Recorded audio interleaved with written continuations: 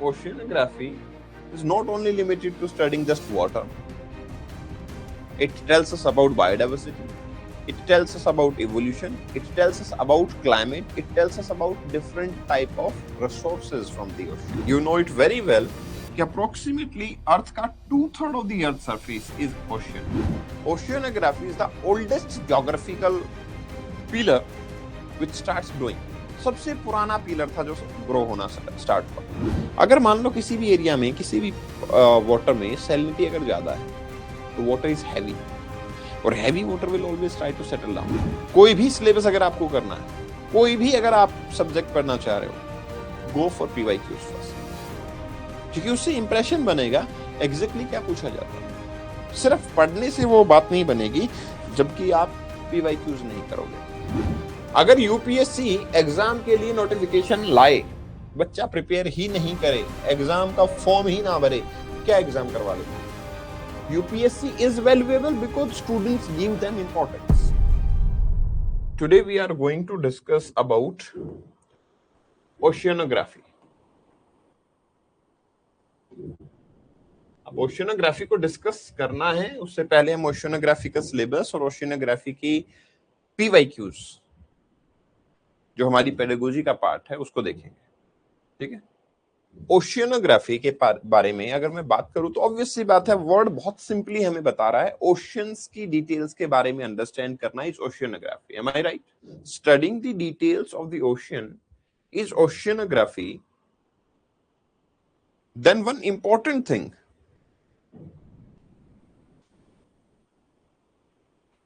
कि हमें ओशियंस को पढ़ना ही क्यों है? क्योंकि ह्यूमन सिविलाइजेशन वो रहती है आपका लैंड मास पे.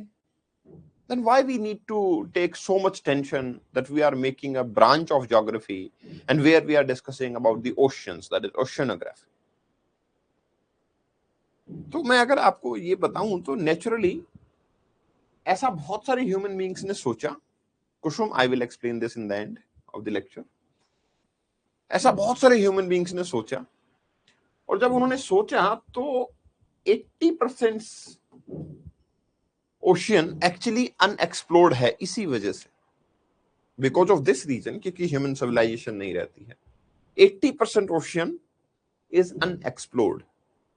And you know it very well कि अप्रोक्सीमेटली अर्थ का 2/3 of the earth surface is ocean. 2/3 of the earth surface is ocean, and इस ओशियन का major part is unexplored. Even if you will compare it with the exploration happens over the moon as well as over the Mars, तो Mars और moon पे जो areas को हमने map किया है, they are more in comparison to the oceans. मतलब human being more और लेस दूसरे प्लैनेट्स को, सेलेस्टियल बॉडीज को, मून को, नेचुरल सैटेलाइट ऑफ द अर्थ को, उनको ज्यादा एक्सप्लोर कर रहा है इन कंपैरिजन जो हमारे पास मेजर चंक ऑफ अर्थ है itself, that is ocean. And the reason was even one more, कि oceans are at too much of the depth.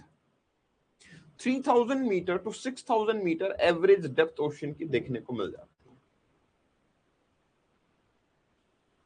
अब ऐसा नहीं है कि इतनी डेप्थ तक हम जा नहीं सकते हैं, we can easily reach over there. अगर ये सिर्फ डेप्थ ही हो तो हम इतनी गहराई तक पहुंच जाते हैं. जब हम माउंट एवरेस्ट पहुंच सकते हैं, विच इज 8848 मीटर, हम इतनी हाइट पे पहुंच सकते हैं, then there is no actually a role of 3000 to 6000 metre of depth. कोई बहुत बड़ी डील नहीं है. बट द प्रॉब्लम इज कि you know you can experience कि over the earth surface you have huge volume of water.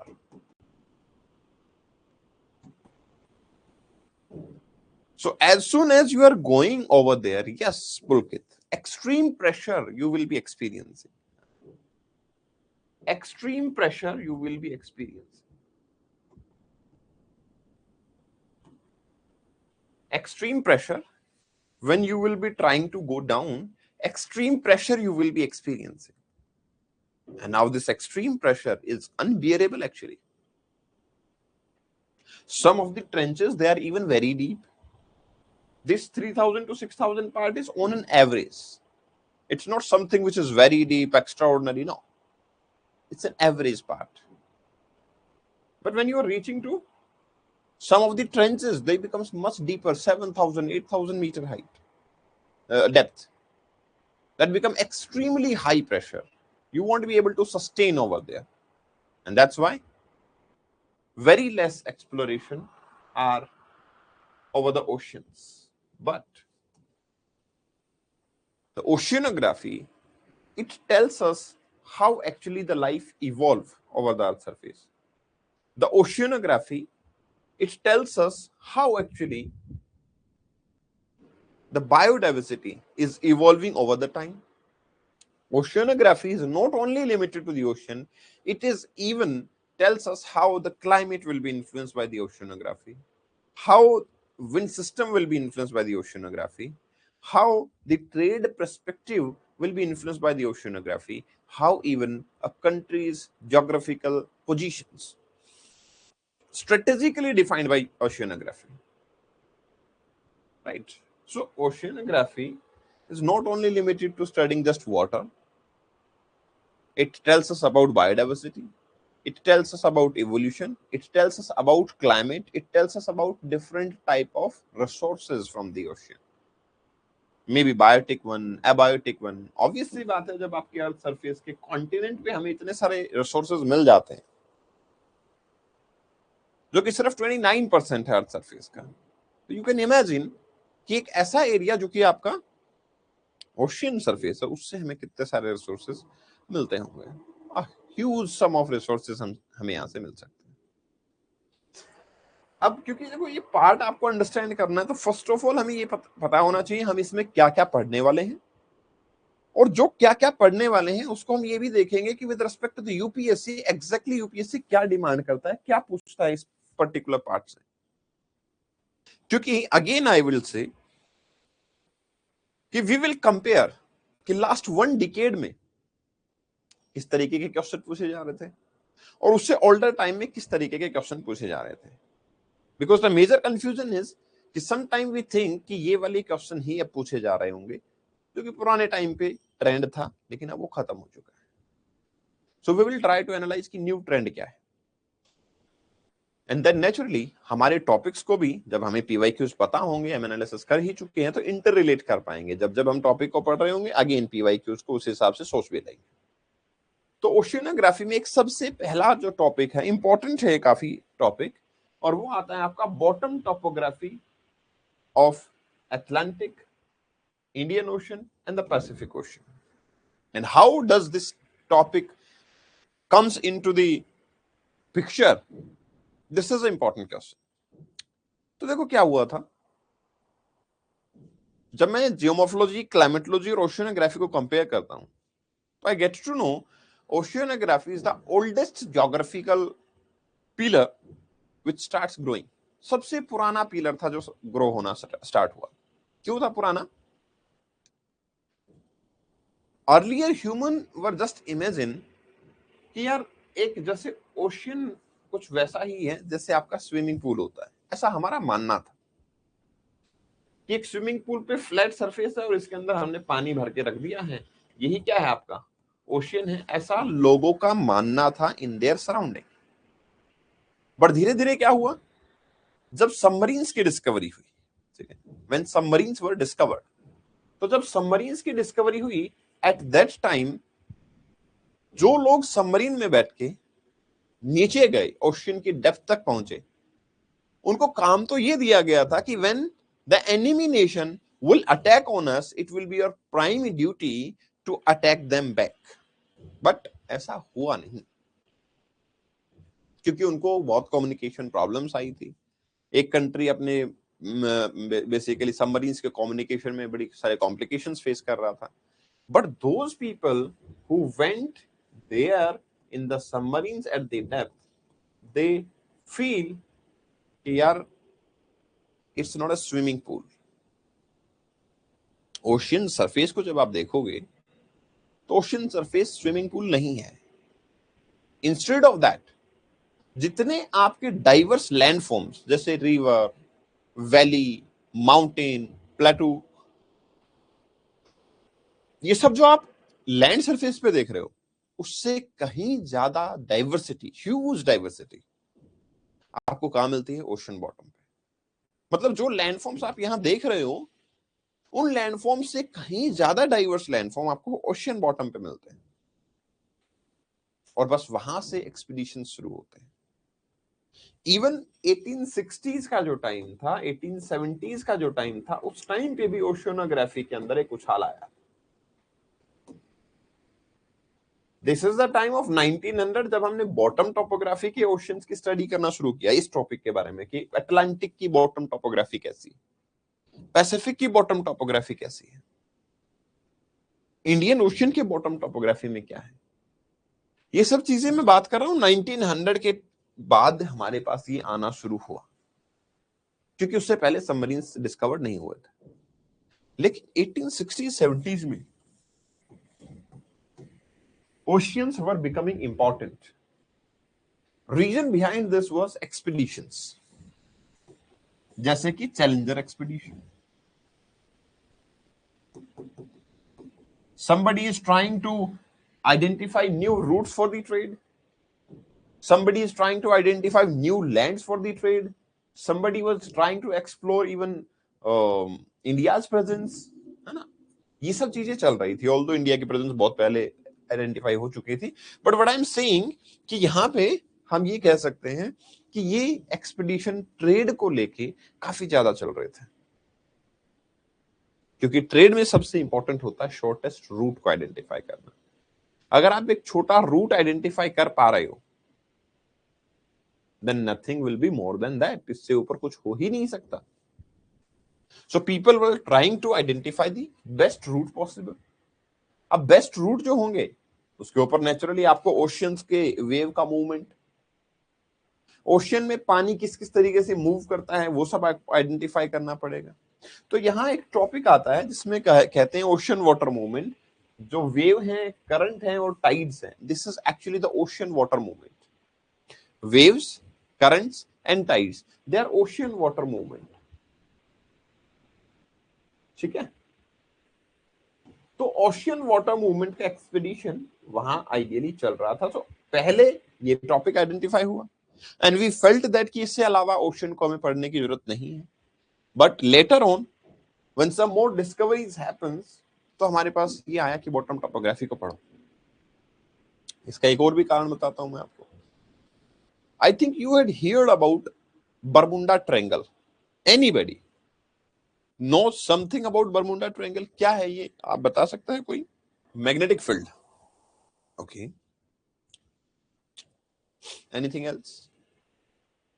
Airplane crash, ship get lost here, high gravity zone। देखो, आप में से बहुत सारे लोगों ने बताया। पुलकित बोल रहे मैग्नेटिक फील्ड, उन्होंने बोला airplane crash, somebody saying ship got lost here, somebody saying high gravity, somebody saying carbon dioxide। It is mysterious ना? Why such a strange location even exist over the area? सवाल ये है। और अगर आप जितना ज्यादा ट्रेड कर रहे हो, तो आपको सेफेस्ट रूट को आइडेंटिफाई करना जरूरी है। और अगर आप सेफेस्ट रूट को आइडेंटिफाई करोगे तो नेचुरल सी बात है, ओशियन सरफेस जब ऊपर से देख रहे हो तो सारे सरफेस एक जैसे दिख रहे हैं। आपको क्या करना पड़ेगा? You have to reach to the ocean bottom. इसके बॉटम पे क्या है, उसके साथ कुछ लॉजिक अटैच करना पड़ेगा। इसका एक और एग्जाम्पल भी है। जैसे अटलांटिक ओशियन के थ्रू हमने एक डेटा वायर को यूरोप तक पहुंचाने की कोशिश की, from US, America to Europe. हम कुछ ट्रांसमिशन के लिए वायर्स पहुंचा रहे हैं अटलांटिक ओशियन से। अब naturally you have to know about Atlantic ocean first, you have to know about the bottom topography of Atlantic ocean first. Why you need to know it, मैं बताता हूं कि अगर आप ये देखोगे कि भाई ओशियन सरफेस अर्थ के किसी एक पार्ट पे बना हुआ होगा, तो इतना तो हमें बेसिक पता ही है कि सर कॉन्टिनेंट जो है वो हाइट पे होते हैं और ओशियन आपके लोअर हाइट पे होता है ना? आपने रेलवे स्टेशन पे कई बार लिखा होगा height from sea level. Railway station पे जो बोर्ड होता है, उस बोर्ड के नीचे थोड़े थोड़े छोटे छोटे लेटर्स में आप अगर ध्यान से देखोगे ना, तो वहां लिखा होता है height from sea level. Sea level से कितनी हाइट है इस पर्टिकुलर प्लेस की। That means the continent is on upper side and ocean is on the lower side. अब इसको मैं अगर इस तरीके से इमेजिन करूं तो कि सर अगर ओशियन इस कॉन्टिनेंट ऐसे है, ओशियन ऐसे है, कोई ना कोई पार्ट तो है जो अर्थ सरफेस का यहां पे है। So ideally thickness of crust that is continent thickness is more, oceanic thickness is less, है ना। और अगर ऐसा है, ये थिकनेस कम है और ये थिकनेस ज्यादा है, तो आइडियली आप बताओ जो मोल्टन मैग्मा है इनसाइड द अर्थ सरफेस, मतलब जो हाई टेम्परेचर पे the molten part, liquefied part जो एग्जिस्ट करता है, जो कि लावा की फॉर्म में बाहर आता है, you tell me from where it is easy for the lava to come, from the continent और फ्रॉम द ओशियन। कहां से लावा बड़ी आसानी से बाहर निकल सकता है? कॉन्टिनेंट से बड़ी आसानी से निकलेगा या फिर ओशियन सरफेस से लावा आपका बड़ी आसानी से बाहर निकल सकता है? Where it is easy for lava to come out? Obviously sir ocean surface से, ऑब्वियसली ओशियन सरफेस से, वेरी राइट। दैट मीन्स एक तो हमारा 2/3 एरिया ऑक्यूपाई करते हैं, उसके बाद में इनके ऊपर ऑब्वियसली बात है वोल्केनिक करप्शन भी अच्छे खासे होते होंगे। अब अगर सोच के देखो, आपकी सबमरीन्स अगर गलती से भी उस एरिया में पहुंच गई जहां पे इंटरमिटेंट वोल्केनिक एक्टिविटी चल रही होंगी, तो आप भूल जाओ अपनी सुरक्षा, तो अपने कंट्री को भूल जाओ, वॉर को भूल जाओ, आप अटैक कर पाओगे इसको भी भूल जाओ। आप सिर्फ क्या याद रखो, it will be very very complicated for you to even sustain over there. दूसरी चीज, एक और आइडिया सुनो। जब यहां से लावा बाहर निकल ही रहा है, जब अच्छा खासा लावा यहां से निकल रहा है, तो आपको ऐसा नहीं लगता कि जैसे माउंटेन्स हमारे अर्थ सरफेस पे, कॉन्टिनेंट पे नजर आते हैं, नेचुरल सी बात है यहां से भी लावा निकलेगा, यहां से भी निकलेगा, डिपॉजिट होगा, तो यहां भी माउंटेन्स बन जाएंगे।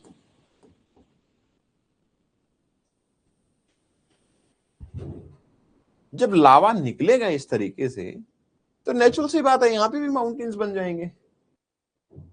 And if mountains are there, you don't feel so while moving from one place to another place, they may act as an hurdle. Titanic में तो आइसबर्ग टकराया था, यहां हो सकता है कुछ हमारे जो शिप है या सबमरीन्स हैं, if we will not map the bottom topography, ये इनसे टकरा जाएंगे। Another important thing, obviously volcanic eruption होता है तो अर्थक्वेक भी आते होंगे यहां पे, और जो ये अर्थक्वेक आते होंगे, ये अर्थक्वेक नेचुरली वाटर को एनर्जी ट्रांसफर करते होंगे, जिससे कि सुनामी बनती है। So if you want to map the area over the earth surface for the hazard, ठीक है, अगर आप हैजार्ड में मैप करना चाहते हो कि कहां कहां पे दुनिया भर में सुनामी आ सकती है, even for that purpose you must be aware about ocean bottom topography, isn't it? Yes. तो जैसे नेवल एक्सरसाइज जब आप कर रहे हो, या कोई भी कंट्री की नेवल पावर है, ऑब्वियसली उनको ओशियन के बॉटम टोपोग्राफी की नॉलेज होना बहुत जरूरी है। That's why this is an extremely important topic, ठीक है। Now when it comes to the ocean, we must be even aware about their properties, the properties of the water. भाई ऐसे देखेंगे तो अर्थ का अप्रोक्सीमेटली 70% एरिया हमने देख लिया है, 71 इवन आई विल से कि दैट इज वाटर कवर्ड। अर्थ का 70% एरिया इज अंडर वाटर, और अर्थ का अगर 70% एरिया अंडर वाटर है, तो लार्जली उसकी प्रॉपर्टीज हमें पता होनी चाहिए, कितना हीट, कितना टेम्परेचर, हाउ टेम्परेचर वेरी, ये सब पता होना चाहिए, क्योंकि वो लार्जली हम जिस प्लेस पे रह रहे हैं उसको इन्फ्लुएंस करेगा।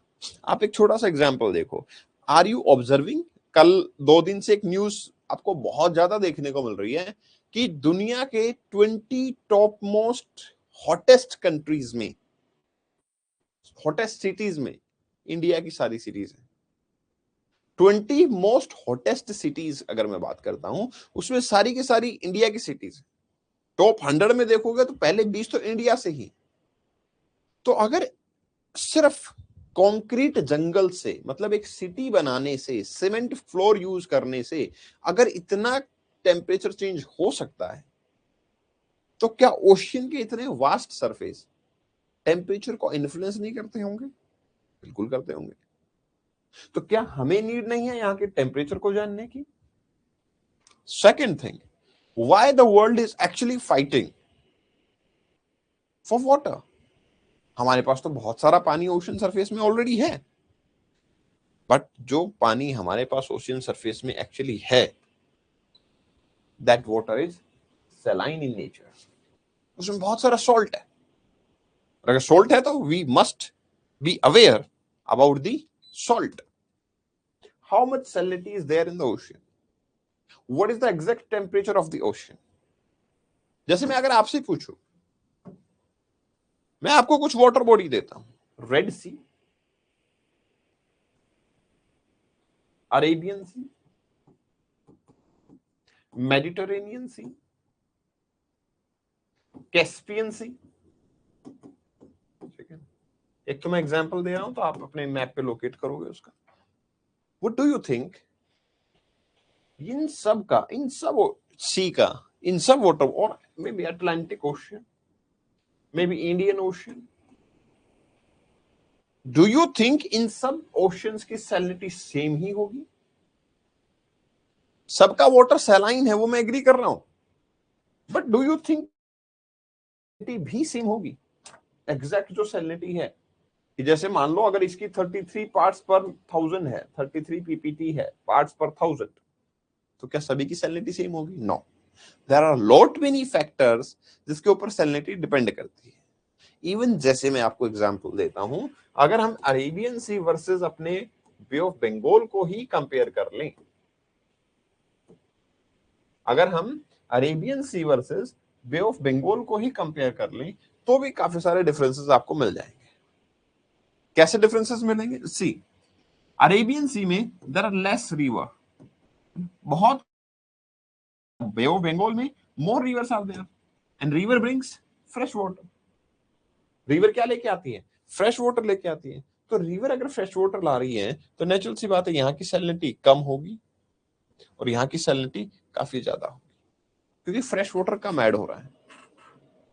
सिमिलरली यहाँ पे जैसे मैंने बोला कि भैया कैस्पियन सी है, कैस्पियन सी आप देखोगे तो it is surrounded by land mass on all the side, है ना। आपका ईरान हो गया, तुर्कमेनिस्तान हो गया, अफगानिस्तान हो गया, ये सब जो है, अजरबैजान हो गया, तो ये अजरबैजान नॉट अफगानिस्तान, तो ये कंट्री जो है ये आपके कैस्पियन सी को, आपको इस सब ये भी याद कर सकते हो, इसके लिए एक short form Kyrgyzstan, Iran, Turkmenistan, Azerbaijan और रशिया, ये सब कंट्रीज आ जाती हैं। मैं कह रहा हूं कि ये कंट्री जो है आपकी, ये अगर पूरे लैंड मास को साइड से ऑक्यूपाई किए हुए हैं और यहाँ कैस्पियन सी है, तो आपको ऐसा नहीं लगता कि लैंड, क्योंकि जल्दी ही टेम्परेचर को चेंज कर देती है, तो यहाँ पे इवेपोरेशन ज्यादा हो रहा होगा, और क्योंकि यहाँ इवेपोरेशन ज्यादा हो रहा होगा तो नेचुरल सी बात है, इसकी सैलिनिटी बहुत ज्यादा मिलेगी। तो आप देखो बहुत सारे ऐसे वाटर बॉडीज हैं जिन पे लोकल फैक्टर्स इन्वॉल्व होते हैं, और उन लोकल फैक्टर की वजह से आपकी सैलिनिटी चेंज हो जाती है, उन लोकल फैक्टर्स की वजह से आपकी सैलिनिटी चेंज हो जाती है। So ideally what I would से, you must study the salinity of the oceans separately. You must even understand what are the factors which can influence the salinity of the ocean. और ये ocean salinity दो तरीके से change होती है। Horizontally आप move करोगे, नेचुरली ये चेंज होगी, बट आप अगर बॉटम में जाते हो तो भी ये चेंज होगी, ठीक है ना। अगर आप डेप्थ पे जा रहे हो तो भी चेंज होगी। कैसे? अगर मान लो किसी भी एरिया में, किसी भी वाटर में सैलिनिटी अगर ज्यादा है तो वाटर इज हैवी, और heavy water will always try to settle down. Heavy particles कोई भी हो वो हमेशा नीचे की तरफ सेटल डाउन होंगे ही होंगे। तो यहाँ पे भी हैवीनेस ज्यादा है, सेटल डाउन नीचे की तरफ होंगे। ठीक है। फिर heat and salt budget. Heat and salt budget का मतलब ऐसा तो है नहीं कि हीट जो आ रही है ओशन सरफेस पे वो हमेशा इंक्रीज होती रहेगी होती रहेगी होती रहेगी, एड ऑन होती रहेगी, ऐसा नहीं होने वाला। आइडियली जो हीट आपके पास आ रही है वो हीट कहीं ना कहीं वापस भी जा रही होगी, जैसे इवेपोरेशन की फॉर्म में। हमारी बॉडी पे जो टेम्परेचर कंडीशंस है वो टेम्परेचर कंडीशंस क्या करते हैं, हमारे बॉडी पे स्वेटिंग होती है, जब स्वेट इवेपोरेट होते हैं बॉडी कूल डाउन हो जाती है। तो सिमिलरली ओशन सरफेस के साथ भी ऐसा हो रहा होगा। और ओशन सरफेस में सोल्ट का भी कुछ ना कुछ मैनेजमेंट तो होता होगा। व्हाट इज दैट मैनेजमेंट, हम इसके बारे में बात करेंगे। Heat and salt budget, incoming and outgoing, इसके बारे में बात करेंगे। We will also be discussing about ocean deposits. Ocean deposits का मतलब क्या है, देखो आप एक बात बताओ, ओवर द ओशन सरफेस मैंने बोला सॉल्ट आता है तो सॉल्ट डिपॉजिट होता होगा। मैंने बोला वोल्केनिक इरप्शन होता है, the lava which is erupting out will also be depositing over the surface. You don't think so कि lava which is coming from Earth's inside may be bringing some metals, may be bringing some minerals. We can explore it. जब हमें यहाँ पे iron मिल सकता है, magnesium मिल सकता है, gold मिल सकता है और द कॉन्टिनेंट, तो ओशन सरफेस पे ऐसे पार्टिकल्स और मिनरल्स हमें क्यों नहीं मिलेंगे? मिलेंगे ऑब्वियसली। तो इन द ओशन सरफेस एक हमारे पास बहुत इंपॉर्टेंट पॉइंट आता है पॉलीमेटेलिक नोड्यूल्स का।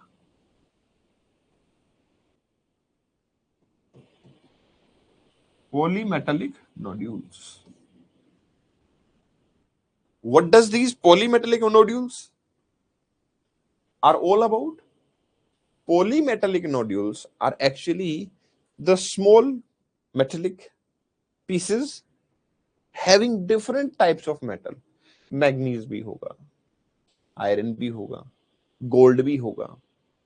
एक छोटा सा रॉक सरफेस, उसके आसपास में बहुत सारे मेटल्स हैं, इसलिए वर्ड है पॉलीमेटेलिक नोड्यूल्स। तो हम इसको एक्सप्लोर कर सकते हैं। ठीक है, उससे हमारे पास जो मेटल के स्कैरसिटी की प्रॉब्लम है हो सकता है सॉल्व हो जाए। ठीक है, अपार्ट फ्रॉम दिस हमारे पास कोरल रीफ होते हैं। Even it's not very random कि भाई जहां मर्जी आए फिशेस मिल जाएंगे। फिशेस का भी एक पैटर्न है कि कहां फिशेस मिलेंगी कहां नहीं मिलेंगी। तो रिसोर्सेज के टाइम पे बात करेंगे तो रिसोर्सेज में बायोटिक भी रिसोर्सेज होंगे। इवन ओशन डिपॉजिट्स के अंदर हमें यह भी देखने को मिलता है कि रिवर जो कि ओशन में ऐड हो रही है, it is bringing huge sediments. Those sediment will be deposited on the ocean surface. So that will also be considered. Then it comes to marine resources. आप मुझे बता सकते हो कि मैरीन लाइफ से, ओशियन से मेनली हमें क्या क्या रिसोर्सेज मिलते हैं? मतलब व्हाट यू कैन इमेजिन, कुछ सोच के देखो कि हमें क्या रिसोर्सेज मिलते होंगे वहां से, मैरीन एरिया से हमें क्या क्या रिसोर्सेज मिलते होंगे। जस्ट थिंक अबाउट इट कि हमें क्या क्या रिसोर्सेज मैरीन एरिया से मिलते होंगे। सी फूड मिलता है, ऑयल मिलता है, मीट मिलता है। अच्छा,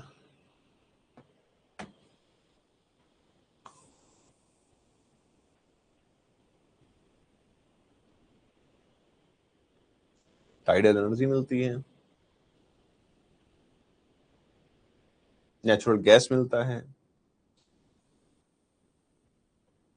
calcium, phosphorus, potassium, metals, polymetallic nodules, coral reef.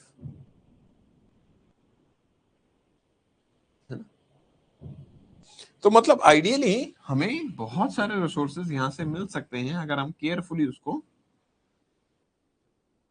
Collect करें। तो हम क्लासिफाई कर सकते हैं, बायोटिक कैटेगरी हो सकती है जिसमें आपने एग्जांपल्स दिए हैं, है ना, कि जो सी फूड वगैरह वो बायोटिक की कैटेगरी में आएंगे, कोरल रीफ जो है वो बायोटिक की कैटेगरी में आएंगे। बायोटिक मतलब लिविंग लिविंग थिंग्स से एसोसिएटेड। मिनरल्स मिल सकते हैं, है ना, मिनरल्स भी हमें मिल सकते हैं। जैसे हमें metallic minerals, non metallic minerals, हमने कैल्शियम बोला, फॉस्फेट बोला, सल्फेट बोला, या मेटल्स में आयरन हो गया, गोल्ड हो गया, ये सब मिल रहा है। और सोल्ट हो गया। एनर्जी रिसोर्सेज भी होते हैं, जैसे आपने ही बोला टाइडल एनर्जी, या ऑयल मिल रहा है, नेचुरल गैस मिल रही है, टाइडल एनर्जी है, ऑयल है, नेचुरल गैस है, these all are the energy resources. Ultimately यहां पे हमें क्या मिल रहा है, एनर्जी रिसोर्सेज भी मिल रहे हैं। अल्टीमेटली हमें यहाँ पे एनर्जी रिसोर्सेज भी मिल रहे हैं, तो एनर्जी रिसोर्सेज मिल जाते हैं। फिर हम बात करेंगे कोरल रीफ की। Coral reef, actually coral reef are skeleton of calcium carbonates, ठीक ना। Coral reef are skeleton of calcium carbonate।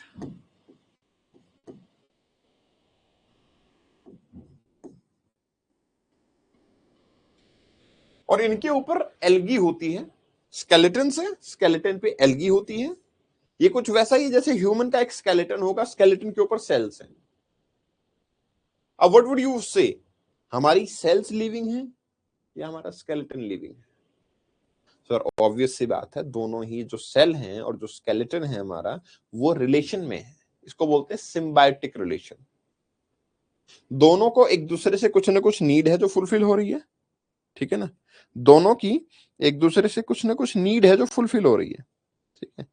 और वो जो नीड फुलफिल हो रही है, उसी से आउटकम देखने को मिल रहा है कि बोथ आर सर्वाइविंग, दोनों ही सर्वाइव कर रहे हैं अल्टीमेटली।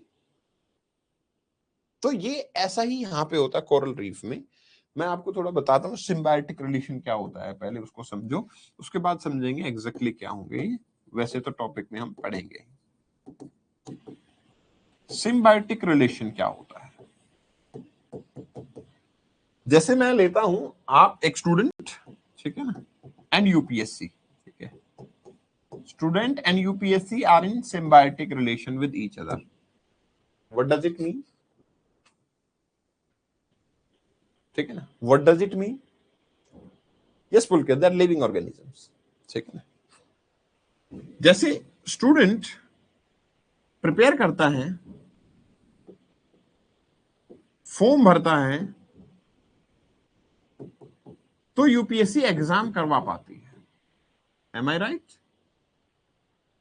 आप सोचो ना, अगर यूपीएससी एग्जाम के लिए नोटिफिकेशन लाए, बच्चा प्रिपेयर ही नहीं करे, एग्जाम का फॉर्म ही ना भरे, क्या एग्जाम करवा लेगी UPSC? UPSC is valuable because students give them importance. Am I right? अब आप बोलोगे सर ऐसा तो स्टूडेंट की भी तो नीड है ना, यही तो सिम्बायोटिक रिलेशन है। अब यूपीएससी एग्जाम ना करवाए तो हम क्या करेंगे भाई? स्टूडेंट के लिए भी दिक्कत है।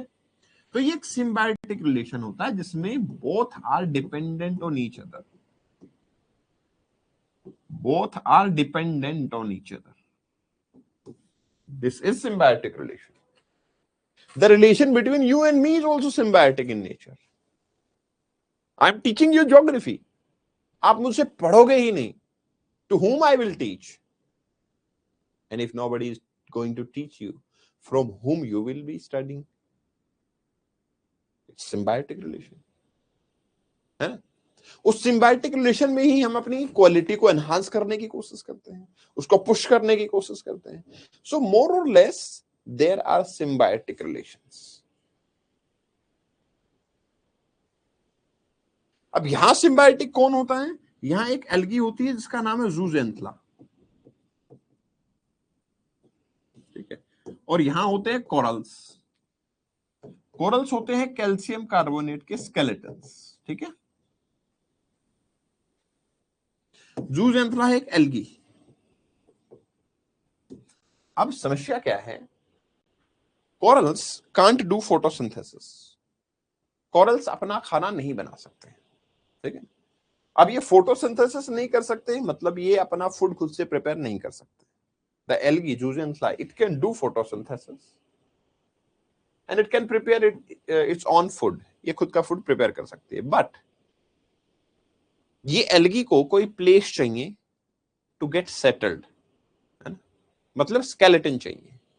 तो ज़ूज़ेंथला कोरल्स के साथ एक स्केलेटन के साथ एक सिम्बायोटिक रिलेशन बनाती है कि तुम मुझे खून दो, मैं तुम्हें आजादी दूंगा. तुम मुझे घर दो, मैं तुम्हें खाना दूंगा. ठीक है, डील क्या है? The coral will provide a skeleton that is a home for the zooxanthella, and zooxanthella will do photosynthesis, and then it will be giving food to the corals. अब क्योंकि ये कैल्शियम कार्बोनेट है, आप मुझे एक बात बताना, कलर कैसा होगा? व्हाइट होगा, है ना सर? कलर कैसा होगा? व्हाइट कलर के ये दिख रहे होंगे. कैल्शियम कार्बोनेट्स व्हाइट ही होता है. लेकिन एल्गी जो है इसमें तो फोटोसिंथेसिस होता है ना, रीफ्स होते हैं, तो ये काफी कलरफुल होता है. इसमें अलग अलग केमिकल्स भी होते हैं, तो दे आर वेरी कलरफुल. अब मुझे एक बात बताओ, you will imagine it like human body का स्केलेटन एंड देन हमारी सेल्स. ठीक है, ह्यूमन बॉडी का skeleton and then comes to cell. तो अगर कोई ऐसी टिपिकल कंडीशन आती है, एसिड रेन, पोल्यूशन, केमिकल कोई बॉडी पे गिर जाना, एसिडिक वाटर हमारे अपने घर आना, ये सब चीजें अगर होती हैं, तो what do you think direct impact सबसे पहले किस पे होगा? On the bones, on the skeleton और ओवर द सेल? सबसे ज्यादा इंपैक्ट किसके ऊपर होगा? स्केलेटन पे या सेल्स पे? सर नेचुरली सेल्स पे होगा, है ना. सिमिलरली क्लाइमेट जब चेंज होता है, सी सरफेस टेम्परेचर जब चेंज होता है, हम पोल्यूशन जो रिवर के थ्रू हम ओशंस के अंदर पहुंचा देते हैं, प्लास्टिक जो कि रिसाइकिल नहीं हो पाता है ना, ह्यूज प्लास्टिक को डिपॉजिटेड ओवर द सरफेस, इन सब की वजह से who will feel stress? Zooxanthellae will be under stress.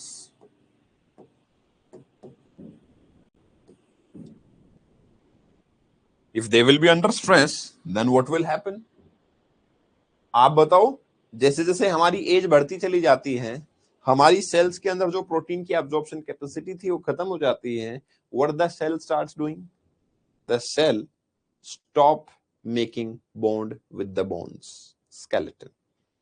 Cells stop making bond with the skeleton. Skeleton के साथ में आपकी जो सेल्स हैं वो बॉन्ड बनाना बंद कर देती हैं.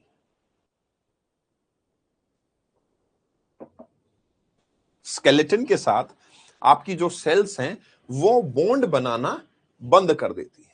M I right? इसीलिए तो चमड़ी वैसी हो जाती है ना. आप देखना फॉरेनर्स की चमड़ी, मतलब जो कंट्रीज जिनका की लाइफ एक्सपेक्टेंसी ज्यादा है, उनकी चमड़ी जल्दी से खराब नहीं होती. इंडिया में बहुत ज्यादा होती है, क्योंकि इंडिया में प्रोटीन का कंजप्शन कम होता है. ठीक है, तो similarly these zooxanthella, the algae, will also stop making bond with the corals. ये कलरफुल थे, अब ये हट जाएंगे, they will die out, then ultimately the corals will be looking like white. Corals will become white ultimately.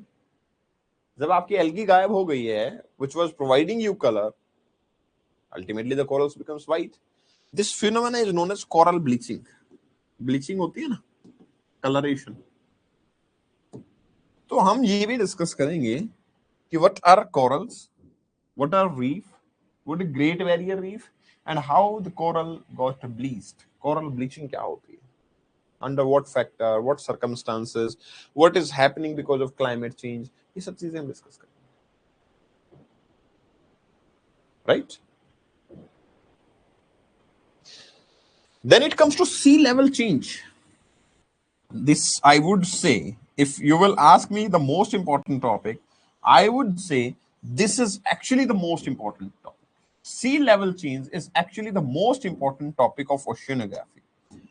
Why most important? क्योंकि अभी मैं आपको PYQs दिखाने वाला हूं, and when you will analyze those PYQs, you will get to know कि sir, mostly questions are in and around the sea level change.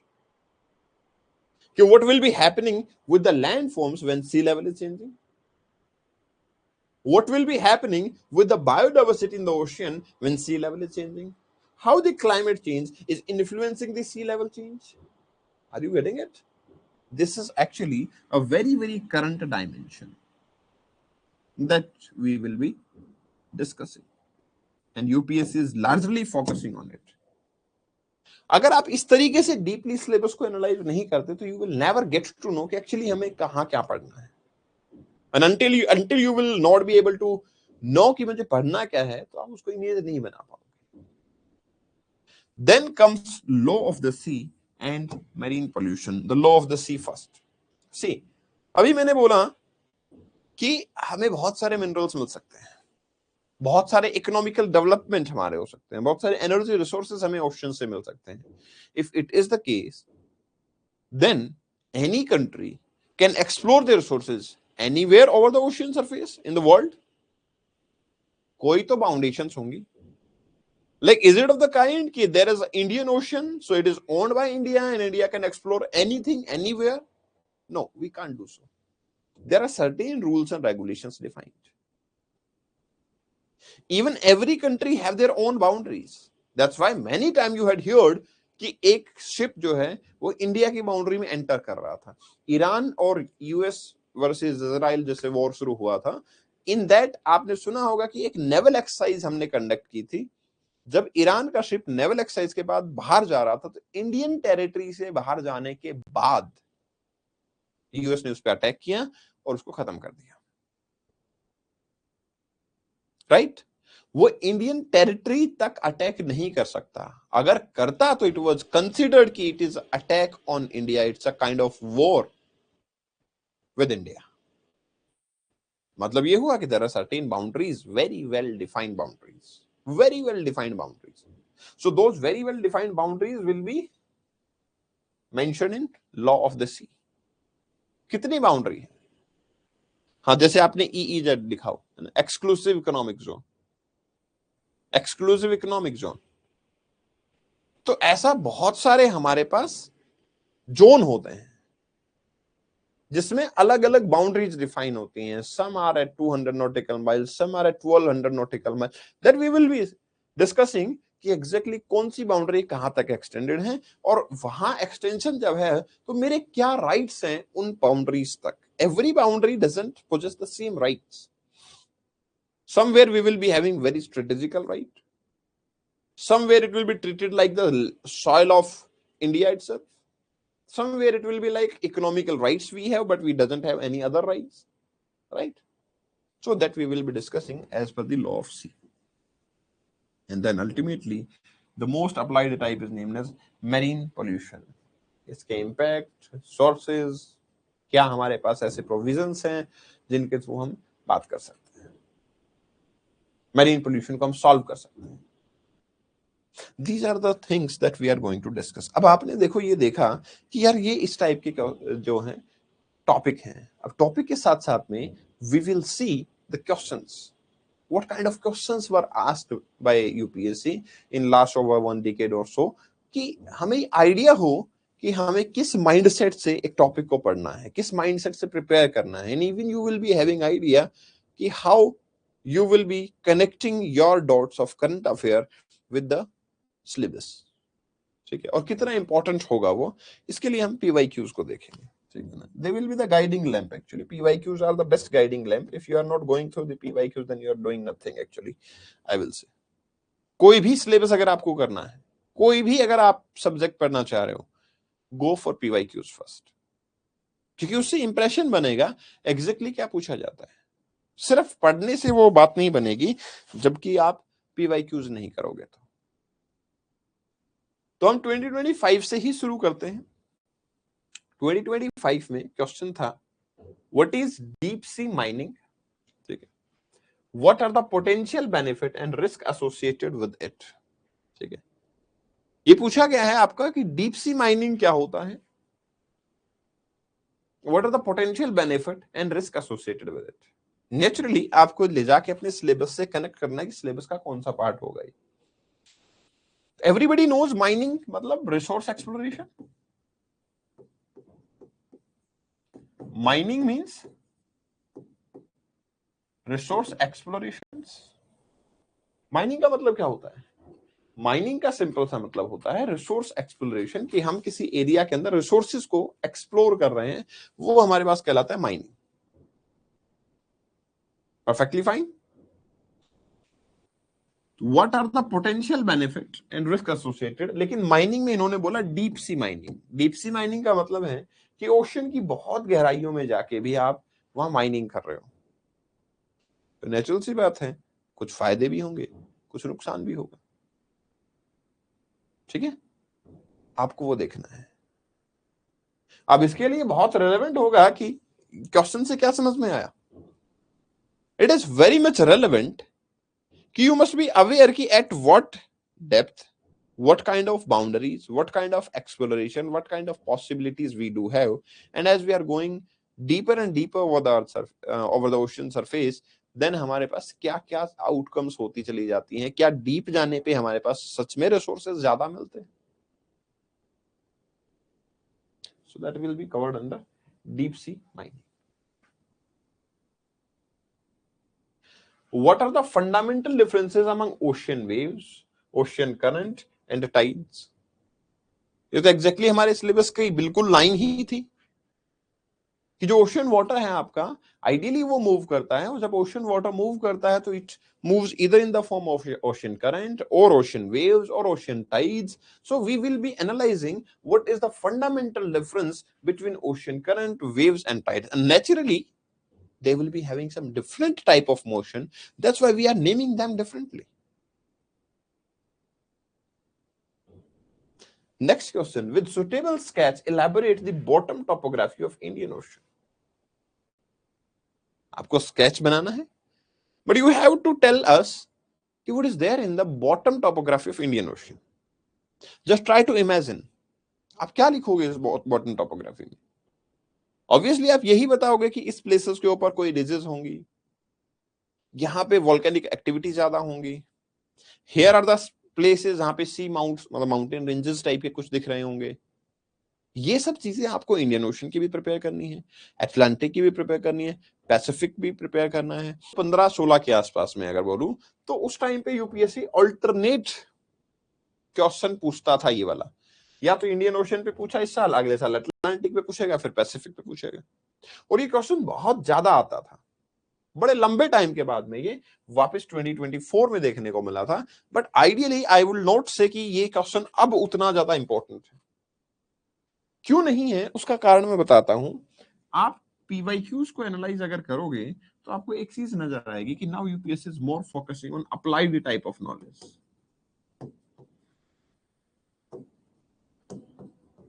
Applied type of knowledge. और एक चीज हमेशा याद रखना, जो रिफॉर्म्स यूपीएससी कर रहा होता है ना, उससे वो भी एक गाइडिंग लैंप होते हैं आपके लिए। यूपीएससी ने रिसेंटली क्या रिफॉर्म्स किए हैं? रिफॉर्म्स में ये बोला गया है कि जो लोग सर्विस में चले जाते हैं उनके पास में 2 साल के अंदर अंदर अटेम्प्ट देने का है, नहीं तो फिर वो अटेम्प्ट नहीं दे पाएंगे। यही सिचुएशन है, यही कंडीशन है। व्हाट दे वांट कि बहुत ज्यादा एक तो सर्विस से बाहर ना निकले बंदा, रेपिटेटिव बंदा अटेम्प्ट ना दे, और अगर दे तो लेवल प्लेइंग फील्ड होना चाहिए। अब ये चीज स्टैटिक पार्ट से तो आ नहीं सकती।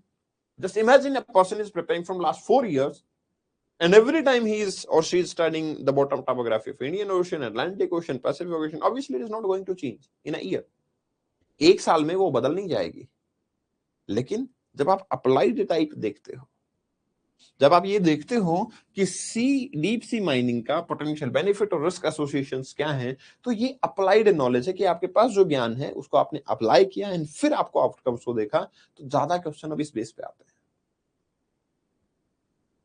That's why don't run behind only the static part. Obviously, static part is important to gain knowledge. Once you had built that knowledge, you have to apply that knowledge everywhere in their surrounding. देखो अब वापस से question, with suitable examples explain the factor causing sea level change. वहां deep sea mining पूछ रहा था, यहां सी level change पूछ रहा है। अब ये जो सी लेवल चेंज है या सी सरफेस वार्मिंग है, आप इसको नोट डाउन करना, और अभी आने वाले टाइम पे वी विल सी अकेले इस पर्टिकुलर एरिया से कितने सारे क्वेश्चंस यूपीएससी रिपीटेटिवली पूछता जा रहा है। Next fifth question, given account for marine resources and their economical significance, how has marine pollution affected such resources? यहां डीप सी माइनिंग थी, आपको लग रहा था एक इकोनॉमिकल पर्सपेक्टिव है, ठीक है ना, आपको लग रहा है कि एक इकोनॉमिकल पर्सपेक्टिव है। सिमिलरली यहां पे फिर से मेरीन रिसोर्सेज हैं, फिर से एक इकोनॉमिकल पर्सपेक्टिव है, और उसका एक और इंपॉर्टेंट आउटकम क्या आ रहा है, मेरीन रिसोर्सेज जब हम व्हेन मैन बिकम्स ग्रीडी, है ना, earth have enough to fulfill the need of the mankind but not the greed of the mankind, it is the famous quote given by Gandhi ji. So when we become greedy, so we start impacting the resources by deep sea mining, by them polluting them and so on and so on. और आप एक चीज समझना, आपके mind में clear हो जाना चाहिए, पोल्यूशन जब बात कर रहा है और फिर रिसोर्सेज की बात कर रहा है तो मेजरली मुझे बायोटिक की तरफ जाना पड़ेगा, ठीक है। बायोटिक ऑब्वियस सी बात है कि सबसे ज्यादा पोल्यूशन जब होगा तो बायोटिक रिसोर्सेज पे सबसे ज्यादा इंपैक्ट आएगा, तो आपको उस तरफ अपने आप ही इशारा कर दिया गया है। करंट अफेयर से लिंक करना होगा तो इसका वैल्यू एडिशन कहां मिलेगा, एंड द वैल्यू एडिशन, ठीक है, we will do it together, ठीक है ना। अभी हम ये मैं आपको बता रहा हूं कि कैसे करना है, ठीक है ना, क्या करना है, कैसे करेंगे वो भी बात करेंगे, ठीक है। एक्चुअली क्या होता है, it looks like very complicated, and because it looks very complicated we stop putting effort. It need minimum effort, but वो मिनिमम एफर्ट स्मार्टली हमें पुट करने पड़ते हैं। अगर आपने वो एफर्ट पुट कर दिए आपका क्वेश्चन ऑटोमेटिकली वैल्यूएबल होगा, ठीक है। Moving ahead, how are the ocean currents generated. अभी देखो थोड़ी देर पहले क्या पूछा था, ocean currents, waves and tides में क्या डिफरेंस है। ऑब्वियस सी बात है, वहां पे भी आप यही बताते हैं ना कि ये कैसे ओरिजिनेट होता है, वो कैसे ओरिजिनेट होता है, ये कैसे ओरिजिनेट होता है, ये बताना ही पड़ता। Here again it is asking how the ocean currents are generated. फिर उन्होंने दे दिया कि आपके कोस्टल क्लाइमेट का, discuss their effect on coastal climate with specific example from Pacific Ocean. Pacific Ocean के एग्जांपल लो एंड स्पेसिफिकली डिफाइन करो कि कैसे उसको इंपैक्ट कर सकता है, ठीक है ना, कैसे आपके उस पार्ट को इंपैक्ट कर सकता है, that you have to define. तो पैसिफिक पार्ट में एक्चुअली एक नॉर्थ पैसिफिक करंट होता है, ओशन करंट, जो मैं पढ़ाऊंगा आपको याद हो जाएगा, don't worry about it, but I am just telling you कि नॉर्थ पैसिफिक करंट ऐसे बाइफरगेट होता है और दो पार्ट के अंदर इस तरीके से डिवाइड होता है। और जब ये दो पार्ट में डिवाइड होता है ना, when it is reaching towards Alaska we will call it Alaskan current, ठीक है ना। And on the bottom side we have California, we will be calling it Californian current. And you know the Alaskan current is warm and that's why I give a little bit of better impact in Alaska, but California current is cold in nature and that's why we have desert near around the California valley, क्योंकि cool current का मतलब होता है no evaporation, no moisture, no rainfall, desert, ठीक है, वो desert बन जाएगा। So this is the way. ऐसे बहुत सारे एग्जांपल्स हमें देने हैं, डायग्राम्स बनाने हैं, उनको क्लासिफाई करके एक्सप्लेन करना है कि how it will be impacting. Next question, evidence from palaeomagnetism and sea floor spreading have validated that continent and ocean basin have never been stationary. Elucidate with suitable diagrams. It's the interlink case. There is a topic of paleomagnetism. Paleo means old, historical.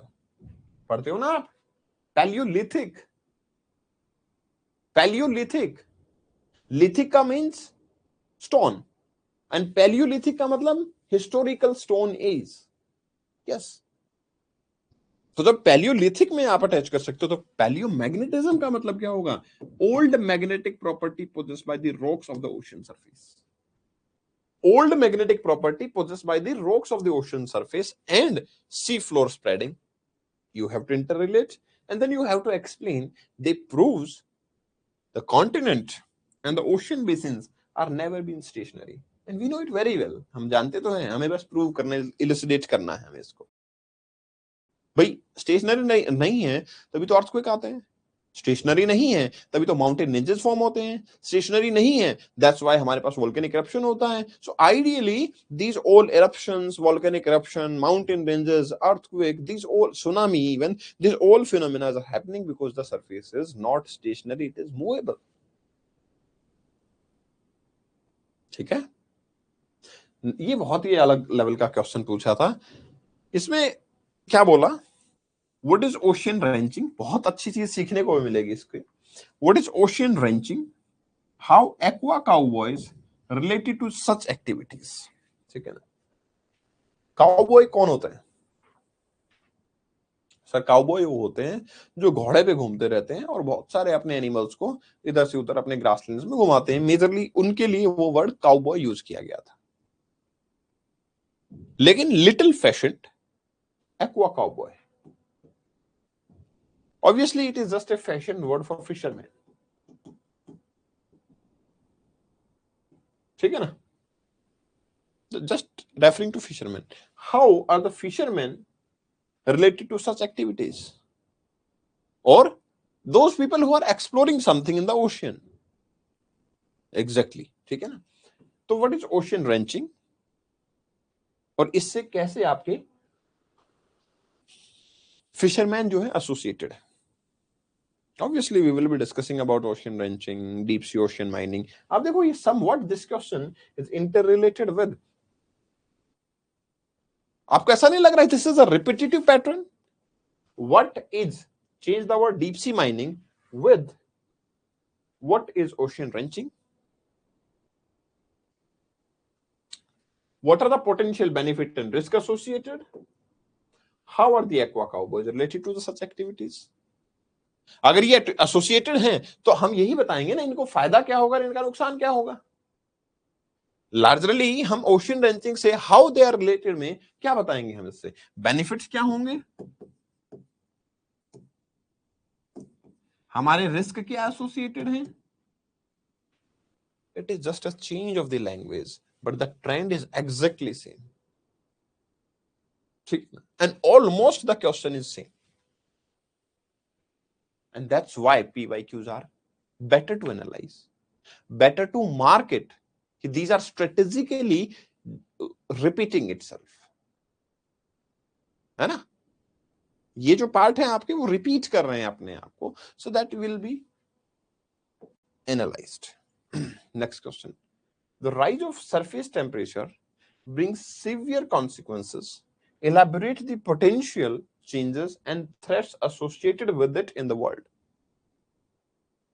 It is talking about कि जो आपका सी surface temperature है इसके rise एक severe consequences लेके आता है. You have to elaborate the potential changes and threats associated with it in the world. World में क्या क्या पोटेंशियल थ्रेट्स इसके साथ एसोसिएटेड हैं ये आपको एनालाइज करना है. So it's a applied type of question.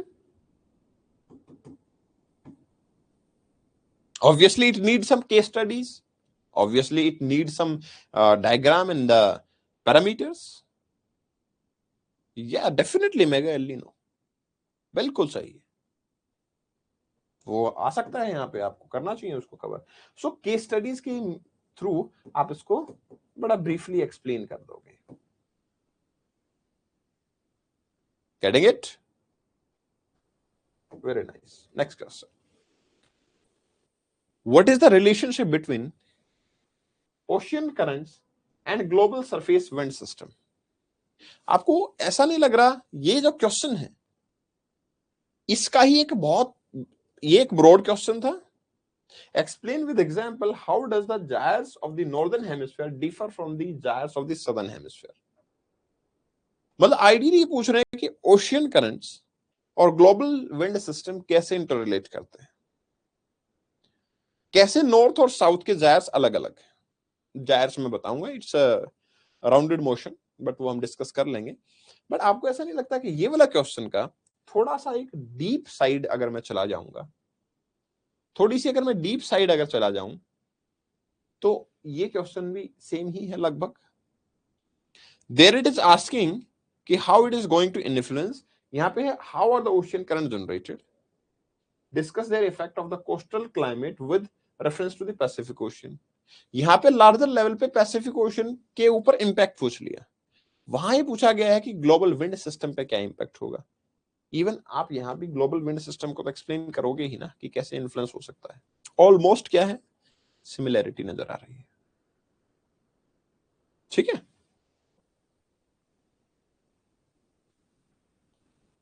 Next question, when corals are affected by the stress it causes them to turn completely white, explain the reason for such an occurrence। I think ये तो अभी भी लिख सकते हो आप, even while discussing and analyzing syllabus and PYQs। मैं assure कर सकता हूं कि आप ये क्वेश्चन तो अभी भी एक्सप्लेन कर सकते हो। This is just a 150 word question, 10 mark का, नथिंग एल्स, है ना। You know the relation, you know the algae, you know the symbiotic relationship, you know the coloration, you know the calcium carbonate, you know the coral bleaching, and that's all।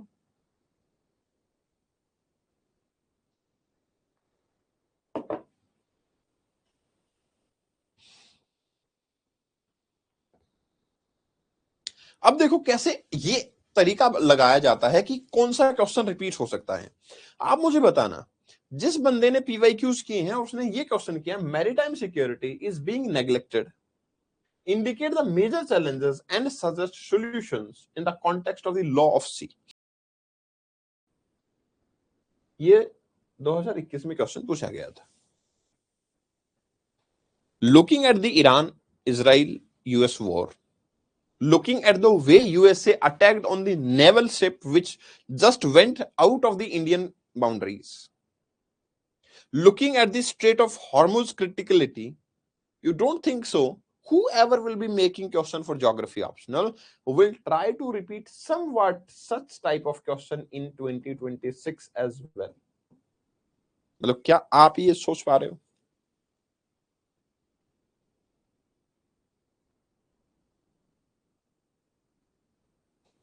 होगा या नहीं होगा?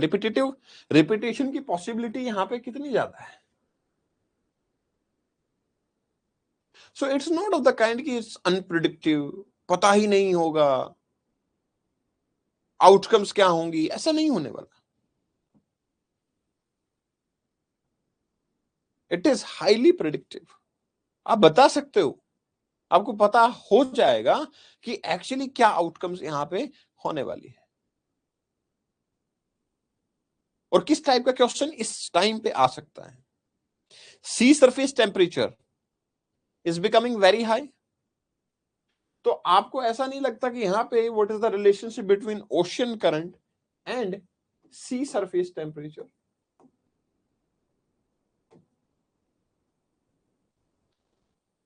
Explain with example how it is going to influence the rainfall pattern of the world।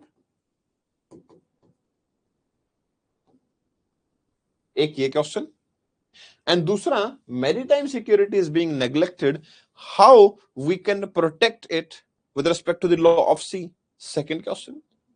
क्या ये दो question की possibility to come and appear in the exam in 2026 is, you don't think so it's very very very high? और अगर ये predictable है तो आप एक बात और बताओ, अगर मैं आपको प्री और मेंस के बीच में कुछ रिवीजन का शॉर्ट ऑफ हेल्प कर रहा हूं, तो एज ए मॉरल रिस्पॉन्सिबिलिटी मुझे इन दो टॉपिक्स के ऊपर सबसे ज्यादा फोकस करना चाहिए ना, while helping you in revision or while making you to do answer writing। This is the way we deal with the things।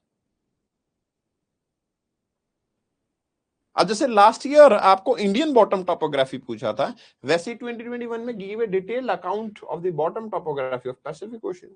ये तो एक ऐसा क्वेश्चन है जो स्टैंडर्ड है कि कुछ ना समझ में आए तो एग्जामिनर आपका इस क्वेश्चन को पुट अप कर देता सीधे सीधे कि give a detail account of the bottom topography of Indian ocean, Atlantic ocean, Pacific ocean. बिना कहे आप ये तीन चीजें प्रिपेयर कर लो, आपका automatically Atlantic, Pacific and Indian ocean, ठीक है ना। बिना कहे आपका ऑलमोस्ट 15 मार्क्स का काम हो गया है। इन तीन में से हाई पॉसिबिलिटी होती है जब भी कोई क्वेश्चन नहीं मिलता है तो यूपीएससी इसको उठा के सीधा लिख देता है कि explain the bottom topography of Atlantic ocean, Pacific ocean, Indian ocean. बस ट्रेंड भी यही है, एग्जैक्ट वर्ड यही है। गिव अ डिटेल्ड अकाउंट की जगह give a sketch, detailed sketch लिख दिया, कुछ भी लिख दिया, आपको बताना तो वही है ना। It's a type of the journey कि where you will be going in a restaurant and you will be ordering anything. आप कुछ भी ऑर्डर कर दो उनको, उनका ग्रेवी सेम रहता है। ग्रेवी आप बोलोगे मशरूम मटर बना दो, मशरूम मटर तो मशरूम मटर डाल दिया, ग्रेवी सेम है। आपको बोला मटर पनीर तो वो बना देंगे, ग्रेवी फिर भी सेम है, ठीक है। आप यहाँ पे बोलो give detail account for the bottom topography of Pacific ocean, sir structure तो वही रहेगा। इंडियन ओशन, सर स्ट्रक्चर वही रहेगा। अटलांटिक ओशन, सर स्ट्रक्चर तो वही रहेगा, आपके पॉइंट्स चेंज हो जाएंगे, दैट्स ऑल। लोकेशन चेंज हो जाएंगे, दैट्स ऑल। जो रिजेस हैं थॉमसन रिज की बजाय कोई और रिज लिख देंगे, बात खत्म हो गई, है ना। तो ये चेंज कर सकते हैं। Next question, discuss the hazard associated with the rising sea surface temperature. अब देखो वहां पे भी आया था राइजिंग सी सरफेस टेम्परेचर, यहां पे भी आ रहा है। वहां वार्मिंग आ रही थी, warming of the ocean surface, isn't it a rising of the sea surface. Word change होने से आउटकम चेंज थोड़ी हो जाएंगे। वहां पे भी आप बोलोगे वार्मिंग से फ्लड आएगा, यहां पे बोलोगे आप राइजिंग से फ्लड आएगा।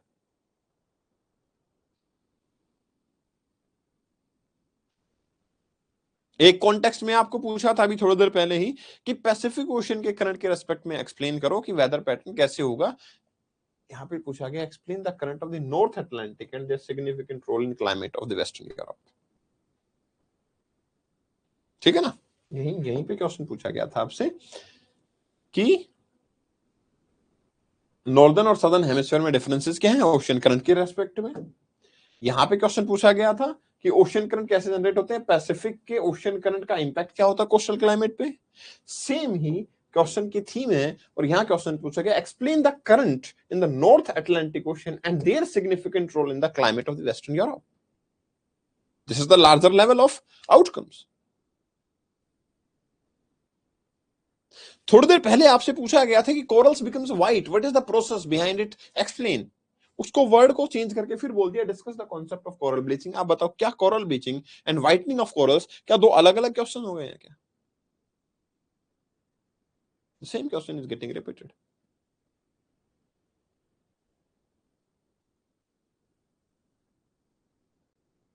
ठीक है।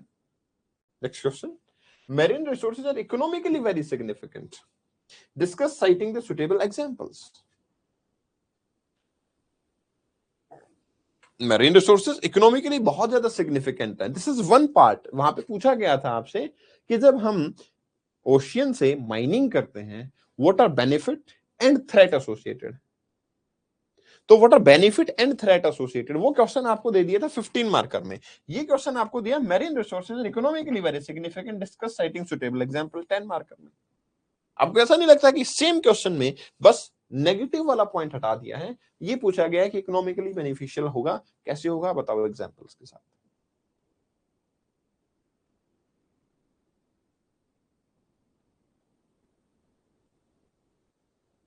Earlier it was asked to you कि ओशन करंट्स कैसे बनते हैं।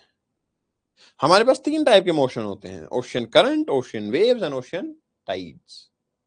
Now the question is how the ocean waves are formed. अब वेव की अलग अलग टाइप होती हैं, wave of oscillation and wave of translation, distinguish between them। It's a kind of question how are the ocean currents got formed, distinguish between the warm ocean current and the cold ocean currents। क्या होते हैं बताओ।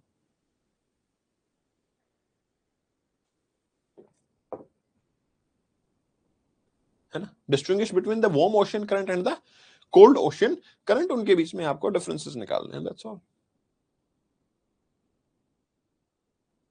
ठीक है। ये आया landform पे question. This is question which is bit strange, अलग था, क्योंकि लैंडफॉर्म पे जल्दी से यूपीएससी क्वेश्चन नहीं पूछता। जियोमॉर्फोलॉजी में पूछे जाते हैं, ओशियनोग्राफी में नहीं पूछे। यहां पूछा है कि how are the sand pits and tombolos formed. Obviously हम लैंडफॉर्म डिस्कस करेंगे यहाँ पे ओशियनोग्राफी में, आपको पता होगा, इजी क्वेश्चन है वैसे।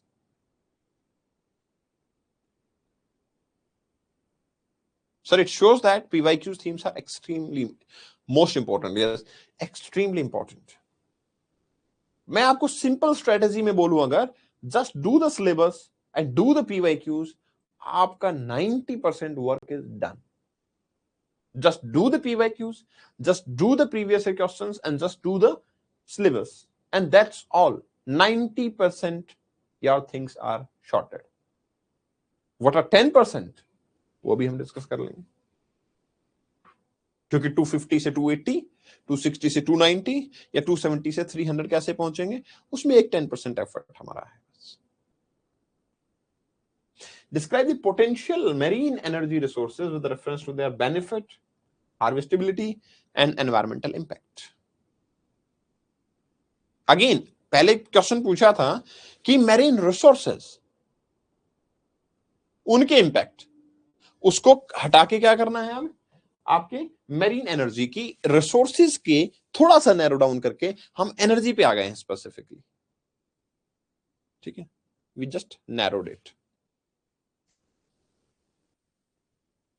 Sir if we practice 5 year, I would say 5 years, ठीक है ना, 5 साल का कर लो बहुत अच्छे तरीके से, I will say 2 to 3 times, then even it is enough. 5 years only, ठीक है ना, इट विल बी इनफ।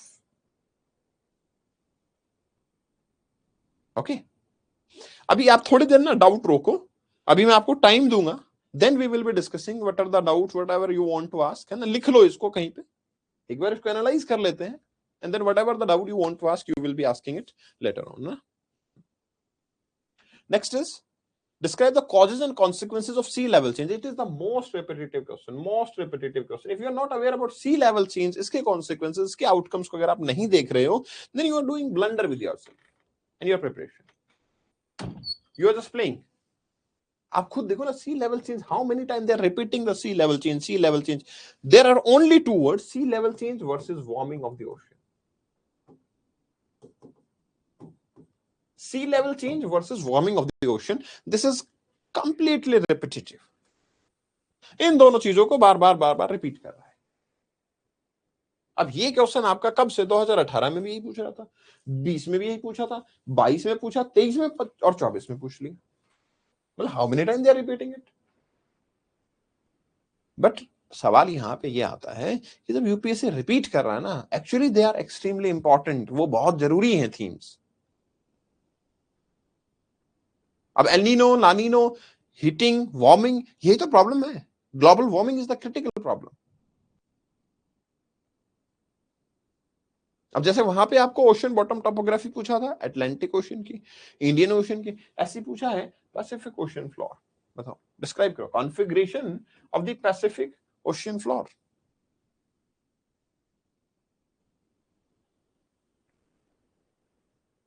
अब ये क्वेश्चन जो है ये रिपीट नहीं हो सकता, कम होगा। Explain the concept of micro carbon sink and its relevance. ये 2017 में आया था, उसके आसपास के टाइम पे पेरिस क्लाइमेट समिट बहुत ज्यादा न्यूज में थी, कार्बन सर्टिफिकेट्स जो बहुत ज्यादा न्यूज में थे, तो वो चीजें आ रही थी। Nowadays, if you will look around, then what is there in the news around the ocean surface? क्या क्या चीजें न्यूज में रहती हैं ओशन सरफेस से आसपास में? ऑब्वियसली ग्लोबल वार्मिंग होता है, पोल्यूशन न्यूज में रहता है, हमारी बाउंड्रीज जो हैं, इकोनॉमिकल बाउंड्रीज और जो ओशनिक बाउंड्रीज जो हमारी न्यूज में रहती हैं, और एक स्टैंडर्ड क्वेश्चन है जो कि बॉटम टोपोग्राफी का है। वो बॉटम टोपोग्राफी आपको किसी भी ओशन के बारे में पूछी जा सकती है। ठीक है, दैट्स ऑल। ये 4 थीम हैं, आज बता रहा हूं। Today is 27th of April, ठीक है। We will be meeting again in the August and I will be showing you कि ये 4 क्वेश्चन, ये 4 थीम थी। See the questions in your mains exam, in geography optional, oceanographic section, ये 4 थीम repeat होंगी because they are into the trend. इनमें से question आएगा आपको। It is not that difficult. The people who says कि sir it is very vast and I don't know what to cover what not to cover, ये नहीं है भैया vast. Actually आपको ये नहीं पता कि पीवाईक्यूज को एनालाइज करना है, आपको ये नहीं पता कि सिर्फ सिलेबस के बुक्स को पढ़ने से काम नहीं चलने वाला है, क्योंकि you have to be smart, you have to be hard working, but hard work in the right direction. It's not of the kind कि आप हार्ड वर्क करते रहो, direction is wrong, there will be no outcome, zero outcome, there will be zero outcome, कोई outcome होगी ही नहीं वहां से फिर। So change it. Next question, discuss the impact of ocean current on the air mass behaviour. अभी थोड़ी देर पहले क्या था, wind pattern, ocean current versus wind pattern, ocean current versus rainfall, the ocean current versus air mass behaviour, है ना? और इतना रिपीटेटिव है थीम। क्लाइमेटोलॉजी के पीवाईक्यूज देखोगे ना, there you will found a question where it is talking about air mass and local winds. आप ये देखो यार, कितनी सिमिलैरिटीज हैं क्वेश्चंस में। And this is actually a theme. The broader thing is connected to the one smaller things. The ocean current largely connected to the air mass of an area.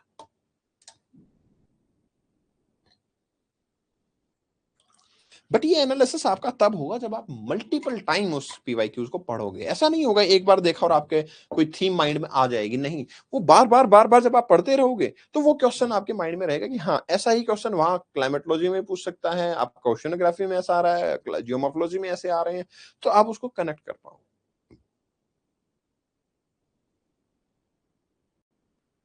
Distinguish between the low energy coast and the coral coast. This is something which is bit out of the line, but हम discuss करेंगे, syllabus का part है तो पूछे।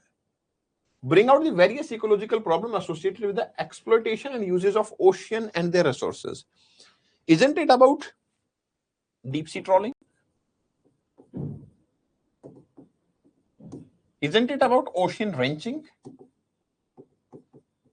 जब हम deep sea trawling बोल रहे हैं, जब हम ओशियन रेंचिंग के बारे में बात कर रहे हैं, they are actually using the ocean resources.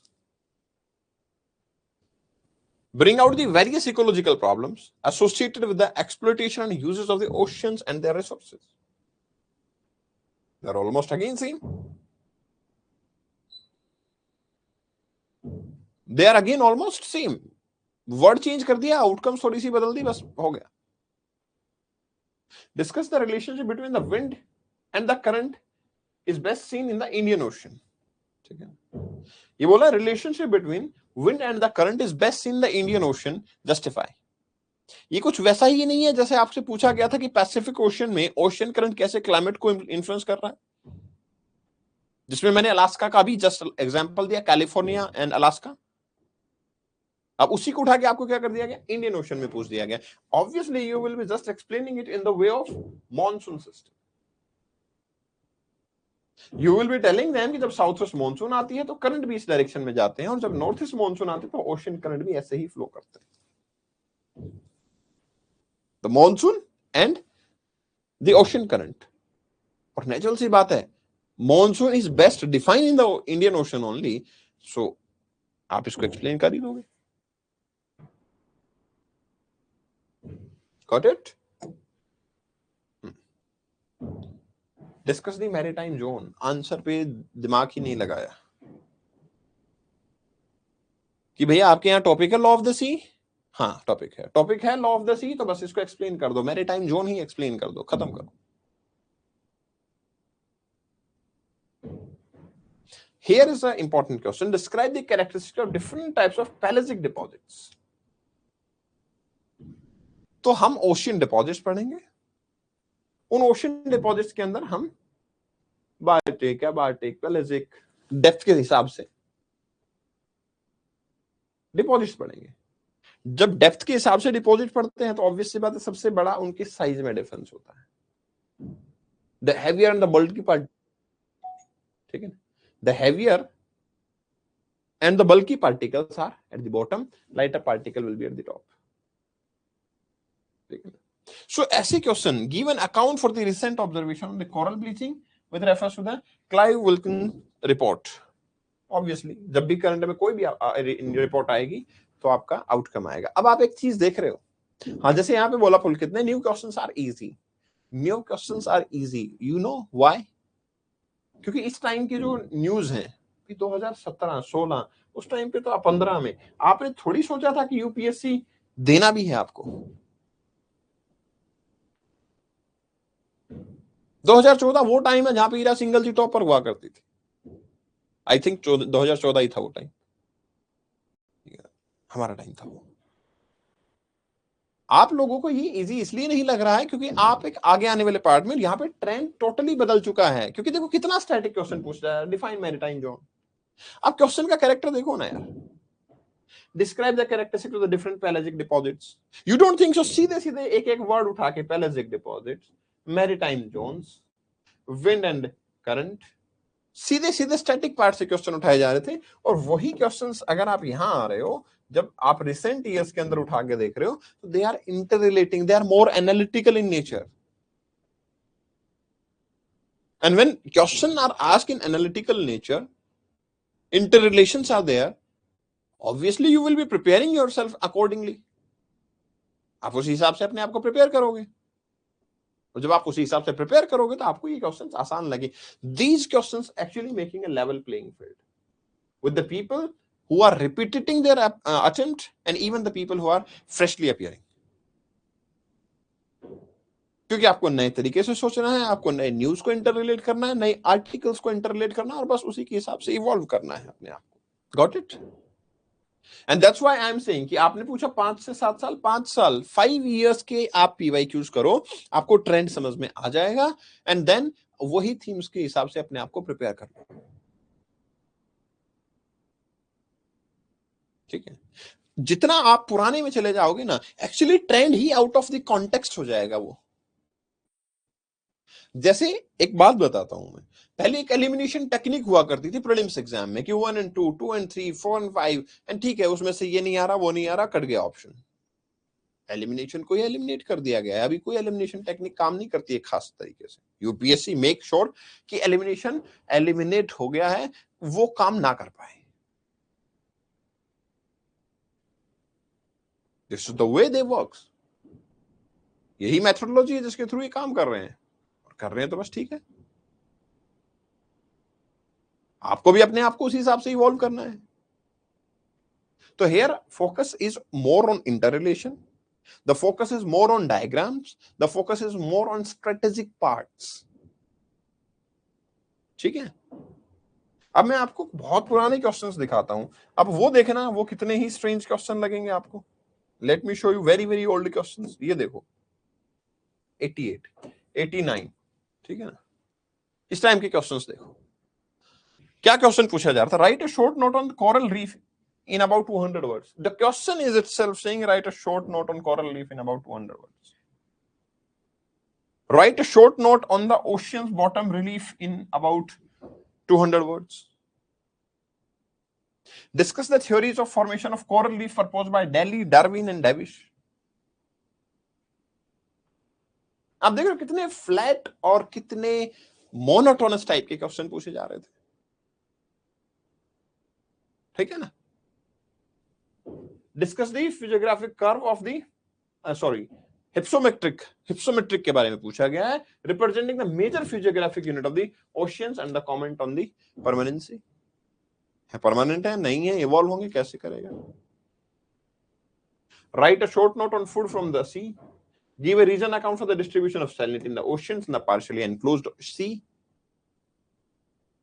Explain and illustrate the ocean floor topography. Give a detailed account of the mid-Atlantic ridge.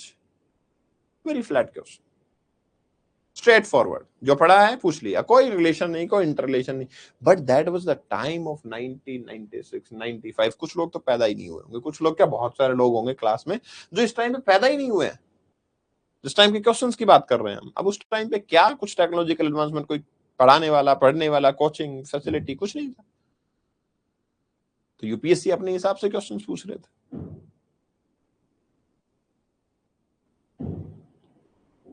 यहाँ के बने हुए लोग अब DIG लेवल पे हैं, है ना, secretary to the government of India है, ठीक है। So the trend was different. तो दोज पीपल हु से कि सारे PYQs किया करो, तो सारे PYQs का कोई मतलब नहीं होता है। Just go for last 5 year very comprehensively, और जब 5 साल के आपने 2 से 3 बार क्वेश्चन कर लिए हैं, you had gone through it, and then what you will do, एक छोटी सी रीडिंग दे दो बाकी को, नेक्स्ट टोटल 10 ईयर्स, ठीक है ना। टोटल 10 ईयर्स की मैं बात करूं तो 5 ईयर कॉम्प्रिहेंसिवली बढ़िया तरीके से करो, 2-3 बार रिवाइज करो, और फिर जो पिछले 5 साल बन गए एक रीडिंग दे दो, आपको समझ आ जाएगा कि ये ट्रेंड क्यों नहीं करना था, आपके लिए वो कामयाब क्यों नहीं हो रहा, ठीक है ना। That's why they don't care about global warming, मतलब दैट्स समथिंग क्रिटिकल टू से, but ideally if I am focusing on this, तो हम ये ट्रेंड जो है वो बिल्कुल एनालिसिस कर सकते हैं 5 ईयर्स का, ठीक है। फिर ऑल द वेरी बेस्ट।